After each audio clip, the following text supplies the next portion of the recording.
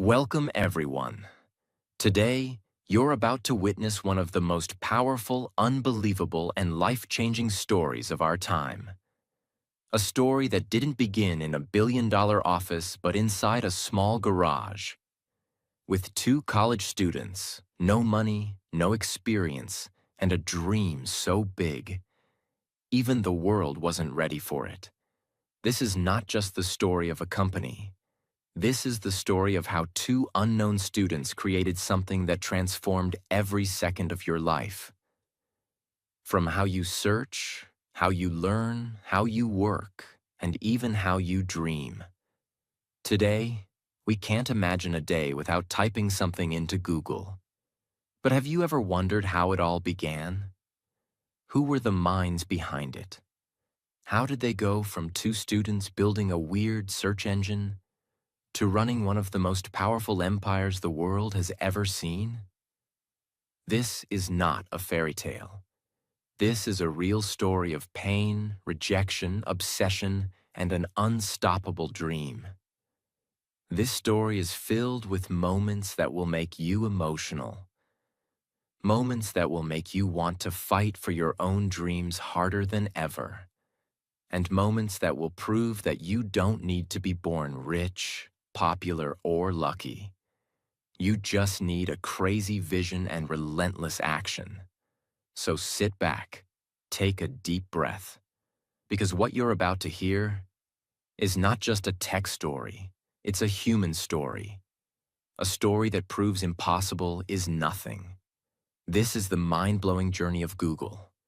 From a Stanford dorm room to a garage to controlling nearly every corner of the internet. And changing the way we live forever. Part 1. Two nerds, one dream. The birth of an idea. Before the word Google even existed. Before the internet became a part of your daily life. Two young students were sitting in their university dorm rooms, obsessed with a question that no one else seemed to care about. How can we organize all the information in the world and make it useful? Let's rewind to 1995 at Stanford University, California. This is where two very different individuals met for the first time, Larry Page and Sergey Brin. Larry Page was not an ordinary student. He was the son of two computer science professors. He grew up in Michigan, surrounded by computers, printers, and piles of tech magazines. He wasn't interested in parties. He wasn't interested in sports. His brain was wired differently. He wanted to understand systems, solve big problems, and think far beyond the average mind. Larry was quiet, curious, and always thinking about how things work. And even from a young age, he believed information could change the world. If only we could organize it properly. Sergey Brin was born in Moscow, Russia, and moved to the United States when he was just 6 years old. His family escaped communist oppression so they could live in a free country. His father was a mathematician. His mother was a NASA scientist. From a very young age, Sergey was surrounded by logic, discipline, and high expectations. But Sergey had a rebellious mind. He wasn't afraid to challenge ideas or speak up. He was sharp, witty, bold, and full of energy. So when Larry met Sergey at Stanford, they didn't like each other at first. Yes, that's the truth. They argued in almost every conversation. Different personalities, different styles, but the same curiosity. Both of them were obsessed with the power of information. Back in the 90s, the internet was growing fast, but it was chaotic. There were websites, but no good way to find the right one. You'd type something and get 100 useless results. Search engines like Alta Vista, Lycos, and Yahoo existed, but they were not accurate. They didn't understand which page was actually the best. Larry started wondering, what if we could rank pages based on how many other pages linked to them? Like a vote system. If more sites point to one site, maybe that one is important. It was a brilliant idea, but no one saw it yet. Larry called his idea Back Rub. It was named this because it analyzed backlinks on the web. He discussed it with Sergey. Sergey, being the genius with mathematics, saw the potential instantly. They teamed up, and that's when something powerful began. Two students, one idea, one goal. Organize the world's information and make it accessible and useful. They didn't know it yet, but they were about to change the world forever. They started writing code in their dorm rooms. Day and night. Sometimes 20 hours straight. They used cheap parts to build their first servers. They borrowed old computers, stacked them in towers, and ran tests every day. They weren't thinking about becoming billionaires. They weren't even thinking about building a company. They just wanted to create something that actually worked. They were solving a real problem, and they believed the world needed it. Eventually, they realized the name Back Rub didn't sound right. They needed something that would represent huge amounts of data. So they chose the word Google, a play on the number Google, which is a 1 followed by 100 zeros. It was fun, it was unique, and it represented their mission to handle endless amounts of information. And just like that, Google was born, but no one was interested. Not yet. They pitched it to Yahoo, to Excite, to tech investors. Everyone rejected them. Some laughed. Some said, search is not a business. Why waste your time? Some said, this will never work. You're just students. Larry and Sergey were crushed. But they didn't stop, because the fire inside them was bigger than the noise around them. They believed in their idea more than the world doubted it. And that belief, that obsession, is what gave birth to the greatest tech empire in history. Part 2. Built in a garage, rejected by giants. But they never gave up. Larry Page and Sergey Brin had created something revolutionary. Google, a search engine that could actually understand which websites were valuable. But here's the truth. Most people don't know. Having a great product is not enough. If no one believes in you, no one funds you, and no one gives you a chance, you are just a genius with an idea collecting dust. That's exactly what happened. They had a working product, but no money, no company, no office, no employees, and worse, they had no one who believed in them. So now began the real war. The war of convincing people to give them a shot. Larry and Sergey started doing everything they could to raise money. They pitched Google to Yahoo. Yahoo said, we're not interested in search right now. People don't want to find things. They want to stay on our homepage longer. Translation: Yahoo wanted to distract users, not help them leave quickly by giving fast answers. They didn't understand that fast, clean search was the future. Rejected. Then they went to Excite, another popular company at that time. Excite's CEO looked at Google and admitted, yes, it's good. Yes, it's better than what we have. But still, he said no. Rejected again. Over and over, they kept hearing the same answers. Search engines don't make money. You can't build a business on that. You're just two students. What do you know about business? They weren't just rejected. They were ignored, disrespected, underestimated. Every door was closed. But they didn't stop. Because when the world slams the door on your face, you have two choices: cry and quit, or build your own door and walk through it. They chose the second one.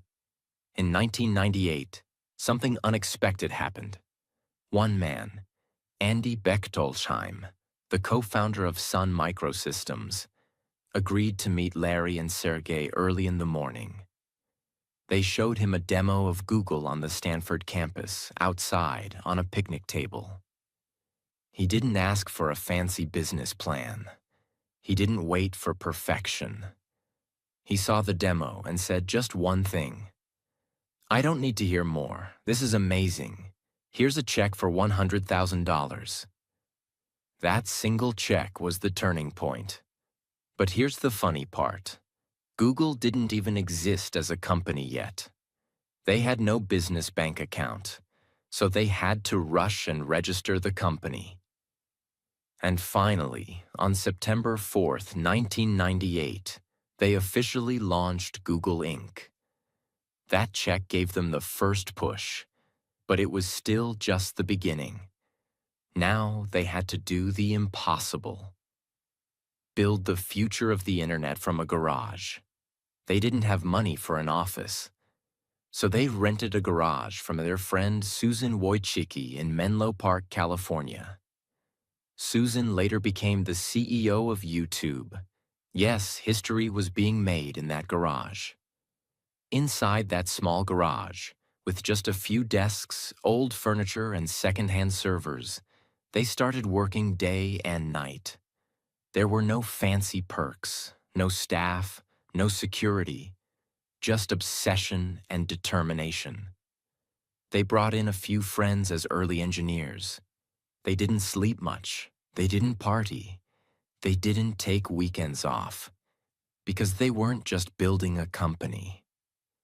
They were building a mission to change how the world accesses knowledge. As Google started getting attention from tech lovers, more people began using it. The results were better, cleaner, faster, more useful than Yahoo, Lycos, or Ask Jeeves. People loved it. Investors noticed. In 1999, Google raised $25 million from top investors like Kleiner Perkins and Sequoia Capital. With this funding, they moved out of the garage and into a real office. They hired a team. They built faster servers. They kept improving the algorithm, constantly tweaking to make search faster, smarter, and more relevant. And while other tech companies were still trying to be web portals, Google focused on one thing only: search. While everyone else was chasing money, Larry and Sergey were chasing mission. Simple page, massive impact. Google's homepage was different. It was empty. Just a search box. No flashing ads, no news, no distractions. Why? Because they believed one thing. The best design is no design. People come here to find answers. Let's help them. Fast. That user-first mindset became their secret weapon. And soon, Google was exploding in popularity. By 2000, they were processing over 18 million searches per day. By 2001, that number jumped to over 100 million. But here's what made it special.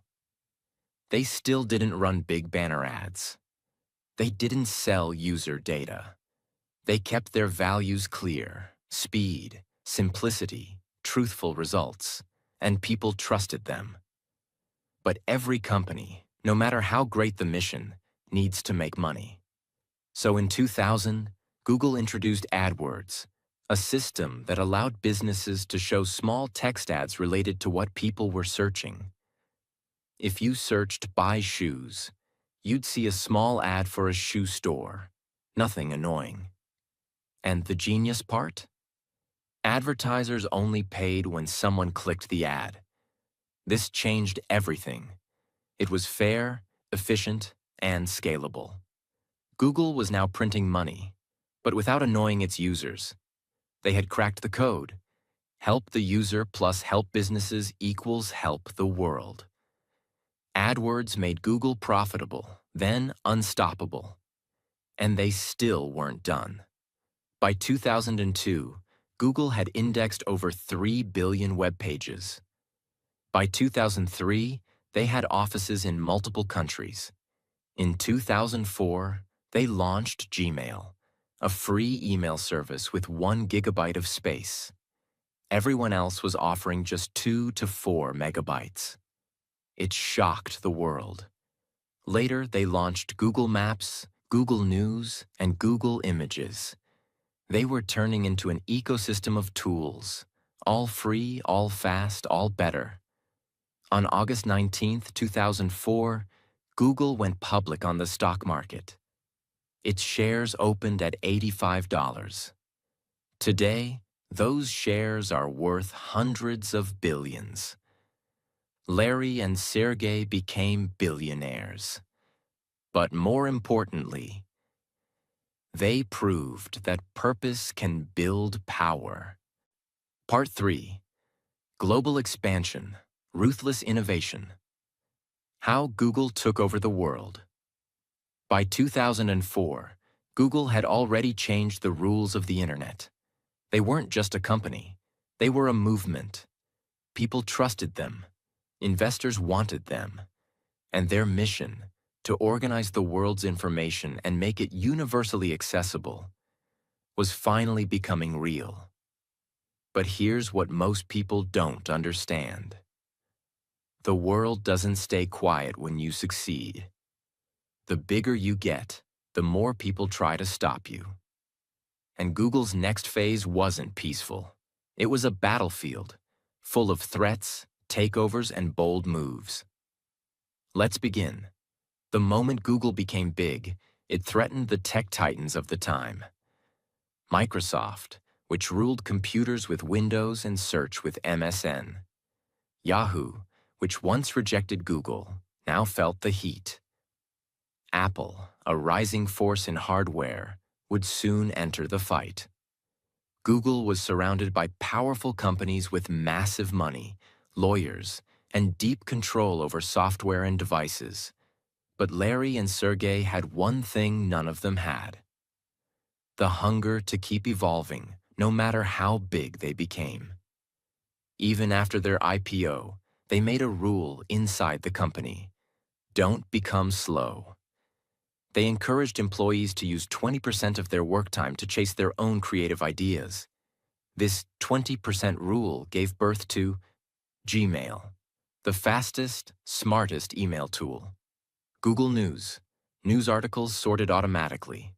Google Books, scanning and saving the world's knowledge.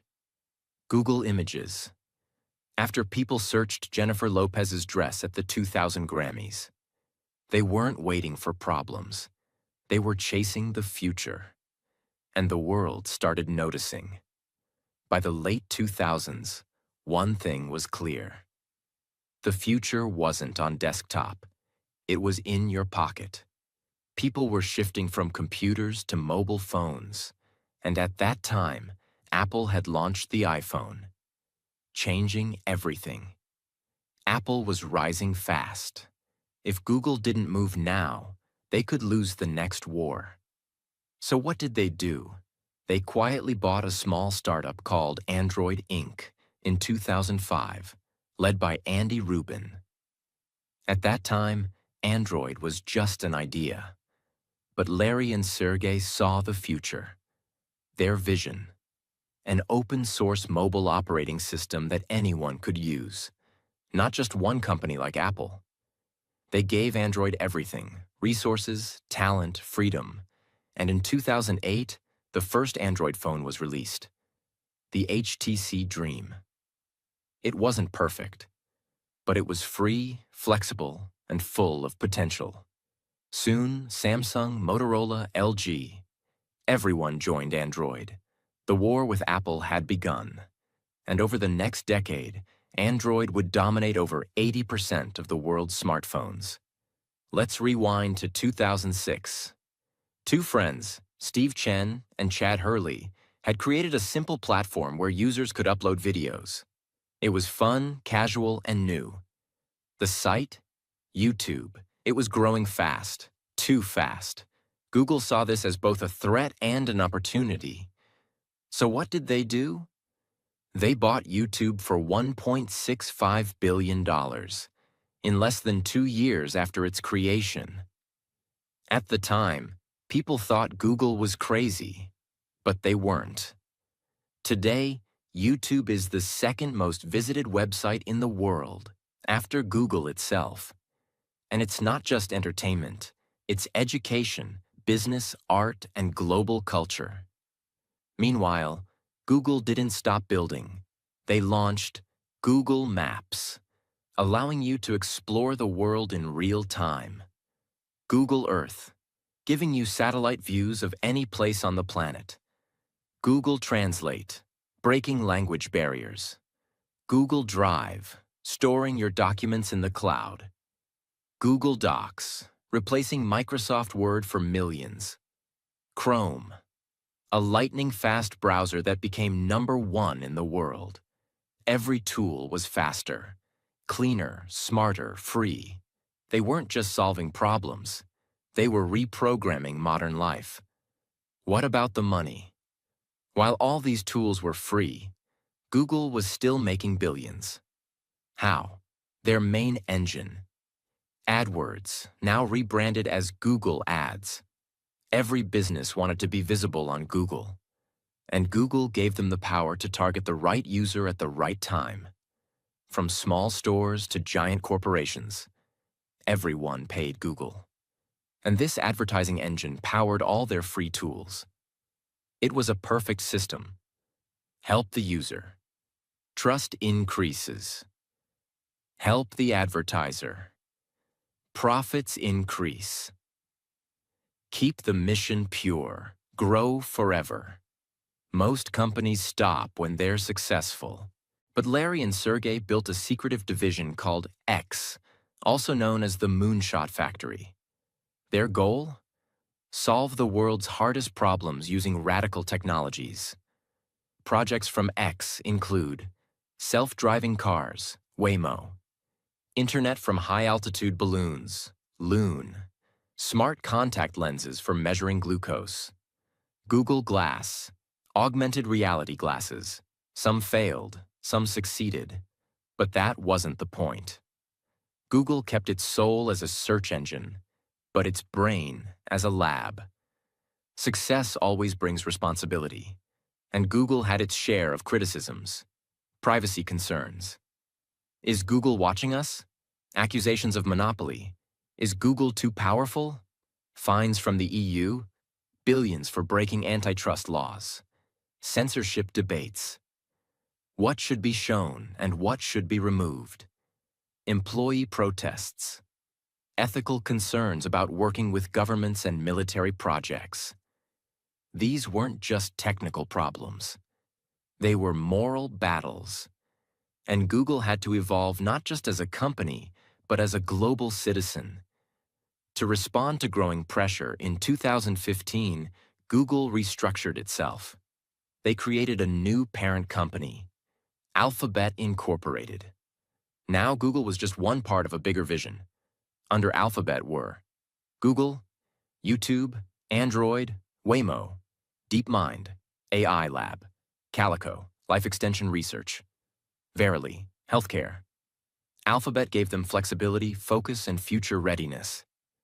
AI, the next revolution. In the last decade, Google made another bold move. Bet everything on artificial intelligence. They acquired DeepMind, one of the world's most advanced AI companies. They launched tools like Google Assistant, Google Lens, BERT, and Gemini, AI language models. Google Translate's neural engine, AI-powered search that understands your intent, not just keywords. Google was no longer just organizing information. Now it was trying to understand it, predict it, and help you think better. Let's pause here. How did this happen? How did two students build an empire that now touches every phone, every email, every map, every search, every language, every video, every document, every digital moment? It wasn't luck. It wasn't magic.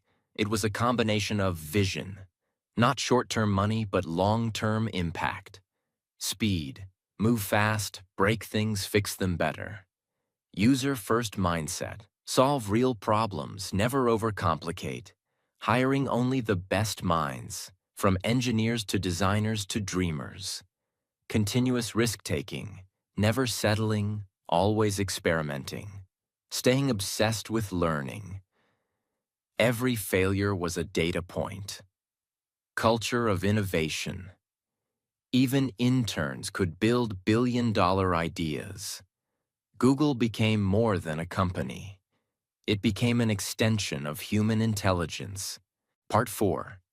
Power, Pressure, and Letting Go. The emotional weight of building Google. After years of innovation, expansion, and global domination, Google was everywhere. You searched something. It was Google.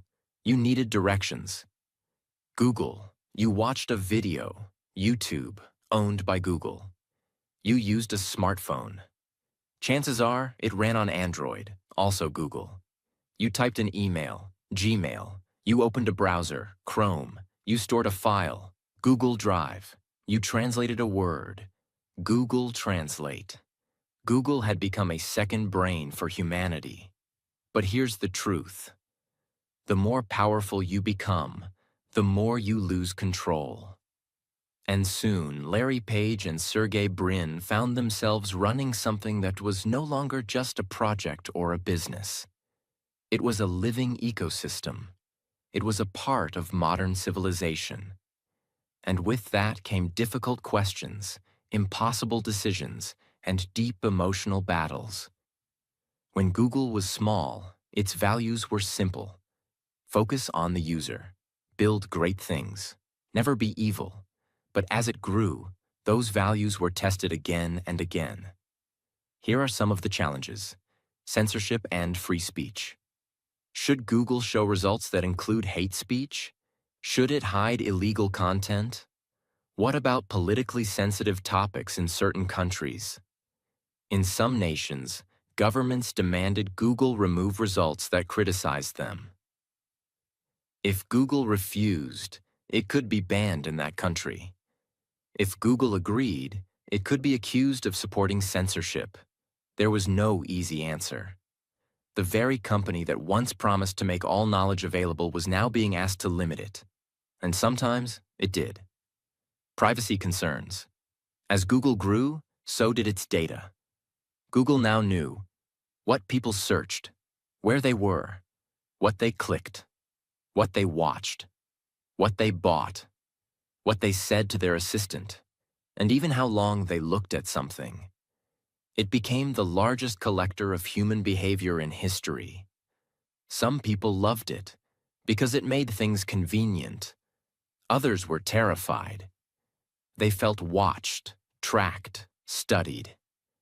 Critics said, "Google knows more about you than your own family." That's a heavy truth, and it led to lawsuits, public protests, and global debates. Employee revolts and ethical dilemmas. Inside Google, even its employees started to question the direction. Some protested when Google signed contracts with military agencies to help with AI-powered drones. Others protested working with authoritarian governments. Even more protested the way women and minorities were being treated in leadership roles. One of the biggest walkouts in tech history happened at Google, led by thousands of its own employees, not its critics. The company that was once a symbol of freedom and brilliance was now under the microscope, even from within. Now let's talk about the founders.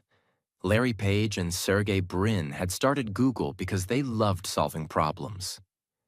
They were dreamers, engineers, idealists, not CEOs.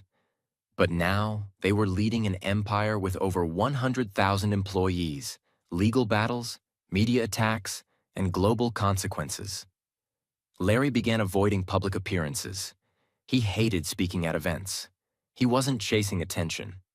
He just wanted to build. Sergey, too, stayed behind the scenes. He worked on futuristic projects but rarely spoke to the press. Running Google had become exhausting. Not because of the work, But because of the burden of the brand, Google wasn't just Google anymore. It was Android, YouTube, Gmail, Search, AI Maps, Earth, Chrome, Translate, Cloud, Fiber, DeepMind, Waymo, Smart Home, Smart Cities, Health Tech, Life Science, Quantum Computing. It was too much. They realized, we're no longer the best people to run this company. It was one of the hardest, most emotional decisions of their lives. They had built the most powerful technology company on Earth. But now, they had to let it go. On December 3rd, 2019, Larry Page and Sergey Brin announced they were stepping down from their leadership roles at Alphabet, Google's parent company. They wrote a public letter that said, "We've never been ones to hold on to management roles when we think there's a better way to run the company. And Alphabet and Google no longer need two CEOs and a president." They handed control over to Sundar Pichai, the CEO of Google, a humble, brilliant Indian-born engineer who had risen through the ranks with honesty, vision, and kindness. Larry and Sergey didn't vanish. They still held board seats. They still had voting power. They were still there in the shadows. But the company now belonged to the next generation. It was emotional. It was quiet. And it was necessary. Because sometimes the greatest power is knowing when to step away. What does Google mean today? Today, Google is not just a website. It's a global research lab, a media company, a hardware maker, a phone system, a cloud platform, an advertising engine, an AI leader, a data collector, a culture shaper, and a tool that billions depend on every single day. It's both loved and feared, trusted and questioned, admired and criticized. But here's what no one can deny. Google changed the way humans interact with knowledge, forever. It made information free, fast, and powerful. It connected the world. It gave small businesses a chance. It gave learners access to answers. It gave creators a platform. It gave dreamers the tools to build. It empowered the entire digital revolution. Let's pause here and be honest. This is not just a story about a tech company. This is a story about what happens when you refuse to stop at ordinary, when you take a problem everyone ignores, and you solve it better than anyone thought possible. When you chase your obsession, even when the world laughs. When you keep your values in focus, even as the world tempts you with shortcuts. When you build for others, not just for money. Larry and Sergey didn't start with millions. They started with questions. They didn't chase fame. They chased truth. And even when they became billionaires, they still wanted to invent, explore, and evolve, not just manage. The world needs dreamers like that. Part 5. Legacy, Impact, and the Truth Behind Google's Global Power. As Larry Page and Sergey Brin stepped back from their leadership roles, a new era had begun. Google was no longer a startup or even a corporation. It was now something else entirely. A digital force that shapes how billions of people think, learn, earn, and live. This part is not about what Google built. It's about what it changed forever. And it's about what this story means for you. Because if we miss that, then we've missed everything. The impact on the world, education, economy, and access.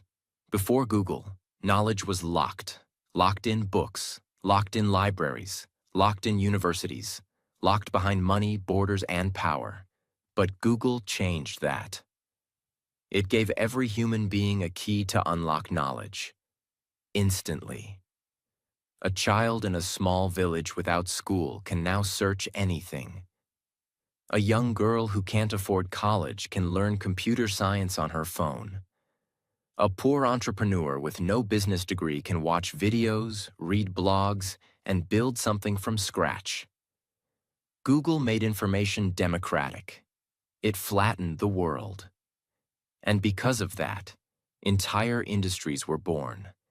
The YouTube creator economy, the Google Ads business empire, online courses, websites, e-commerce, influencer marketing, remote jobs, digital freelancers, small businesses ranking in search and growing without physical stores.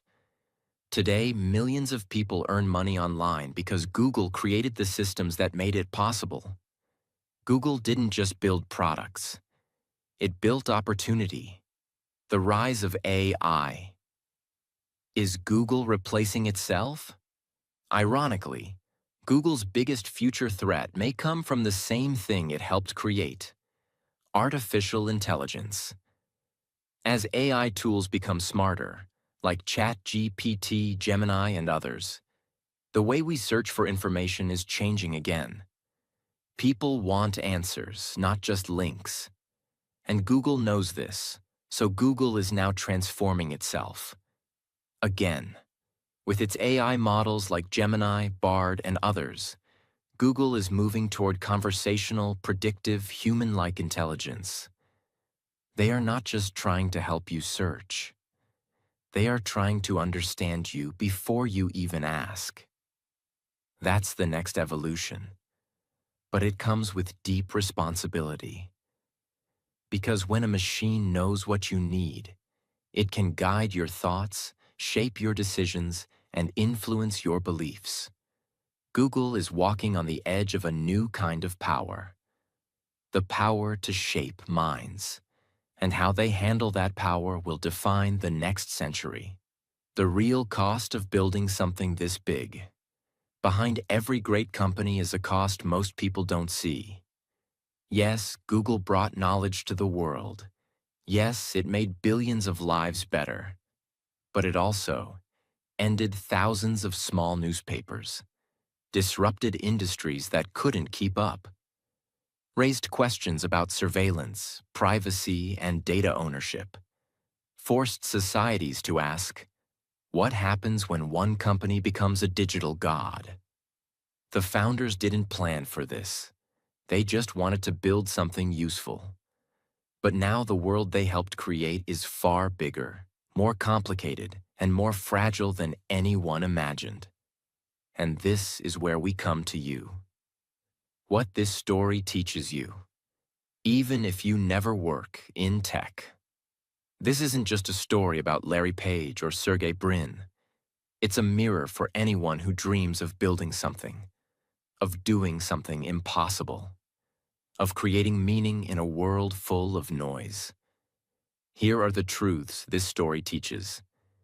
You don't need permission to build something great.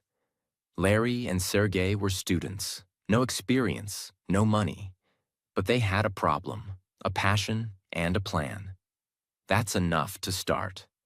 Every no can lead to the biggest yes of your life. Yahoo rejected them. Excite rejected them. Investors laughed, but they kept building. Because the world doesn't believe until you make it undeniable. Focus on the problem, not on the prize. They weren't chasing money. They were obsessed with making search better. When you solve real problems, the world will come to you. Grow fast, but stay honest. Even as they expanded, Google kept asking, what's best for the user? That one question made them different. Build for everyone, not just for yourself. From the beginning, Google's tools were free, accessible, open, global. That generosity built a foundation of trust. And that trust is why Google didn't just become big, it became loved. Let's talk numbers, just to understand the scale. As of now, Alphabet Inc., Google's parent company, is worth over $2.3 trillion. Google makes more than $300 billion in revenue every year. Its ad platform alone earns over $250 billion annually. It has over 190 offices in more than 60 countries. YouTube alone is worth more than $400 billion. Android runs on over 3 billion devices worldwide. Google Search handles over 8.5 billion searches every single day. Let that sink in. Google went from a college dorm dream to a $2.3 trillion empire. And yet, it all started with a single question. How can we make information more useful? One question, one garage, two dreamers, and now, the world. If you've watched this far, this story is now yours. The world today is full of distraction, laziness, fear, and comfort. But Google's journey proves something powerful. You don't need to be rich, famous, connected, or perfect. You just need a mission so powerful that it pulls you forward, even when the world is pushing you down. You need the courage to begin when no one believes in you. You need the discipline to keep building when no one's watching. And you need the humility to step aside when the mission becomes bigger than you. So ask yourself, what are you building? What's your version of Google? It doesn't have to be a company. It could be a book, a movement, a school, a message, a platform, a dream. Whatever it is, start now, because the internet still belongs to the bold. Thank you for watching the complete story of Google. Not just the success, but the struggle, the soul, and the silent battles behind the scenes. If this story moved you, inspired you, or made you believe in your own dream just 1% more, then do one thing right now. Subscribe. Because this channel is where real stories come alive. Stories that don't just inform you, but transform you. Until next time, keep learning, keep building, and never stop dreaming. May God bless your journey, and may your idea change the world.